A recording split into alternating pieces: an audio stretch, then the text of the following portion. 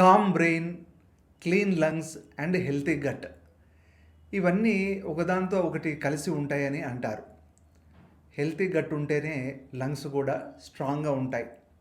అదేవిధంగా లంగ్స్ కూడా స్ట్రాంగ్గా ఉండాలి గట్టు బాగా ఉండడానికి. గట్ హెల్త్, లంగ్ హెల్త్ రెండు ఒకదానికొకటి తోడుగా ఉంటాయి. ఒక దాంట్లో హెల్త్ ప్రాబ్లమ్స్ ఉంటే దాని ప్రభావం ఇంకో ఆర్గాన్ పైన పడుతుంది. మనందరికీ తెలిసినట్లుగా మన శరీరంలో మైక్రోబయోమ్, ఈ మైక్రో ఆర్గానిజమ్స్ మిలియన్స్లో ఉంటాయి. ముఖ్యంగా గట్లో ఉండే మైక్రోబయోటా అనేవి చాలా ఇంపార్టెంట్. శరీరం మొత్తం ఆరోగ్యంగా ఉండడానికి ప్రధాన కారణం గట్ బ్యాక్టీరియా. ఈ గట్ బ్యాక్టీరియాలో healthy bacteria and harmful bacteria ఇవి రెండు కూడా ఉంటాయి. ఈ రెండు బ్యాలెన్స్డ్గా ఉంటేనే మన గట్టు ఆరోగ్యంగా ఉంటుంది.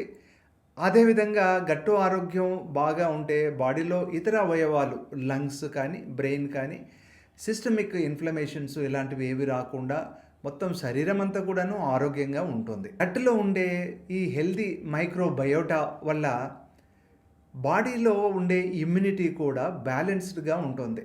మన బాడీలో ఉండే 70-80% ఆఫ్ ఇమ్యూన్ సెల్స్ గట్లో ఉండే గట్ అసోసియేటెడ్ లింఫాయిడ్ టిష్యూ నుంచే వస్తాయి. అదేవిధంగా బాడీ అంతా వెళ్ళే ఇన్ఫ్లమేటరీ మీడియేటర్స్ కూడాను గట్టు నుంచే మొదలవుతూ ఉంటాయి.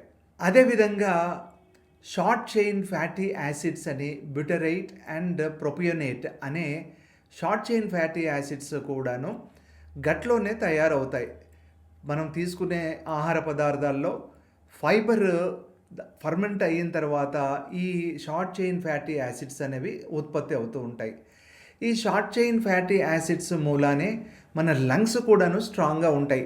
లంగ్స్లో ఉండే సన్నని ఎపిథీలియం పొర బాగా స్ట్రాంగ్గా ఉండడం, అక్కడ ఇన్ఫ్లమేషను ఎక్కువగా జరగకపోవటం, అదేవిధంగా ఇమ్యూనిటీ, అలర్జీ రియాక్షన్స్ బాగా తక్కువగా జరగడం, ఇలాంటివన్నీ కూడాను ఈ షార్ట్ చైన్ ఫ్యాటీ యాసిడ్స్ తోటే జరుగుతుంది. అంటే దీని అర్థం మన గట్ స్ట్రాంగ్గా ఉంటే లంగ్ కూడా స్ట్రాంగ్గా ఉంటుంది.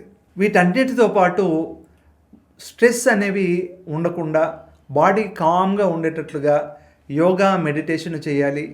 అదేవిధంగా రెగ్యులర్ ఎక్సర్సైజ్ చేస్తే ఈ లంగ్ కెపాసిటీ బాగా ఇంప్రూవ్ అవుతుంది. గ్యాస్ట్రిక్ మొటిలిటీ కూడా బాగా ఇంప్రూవ్ అవుతుంది.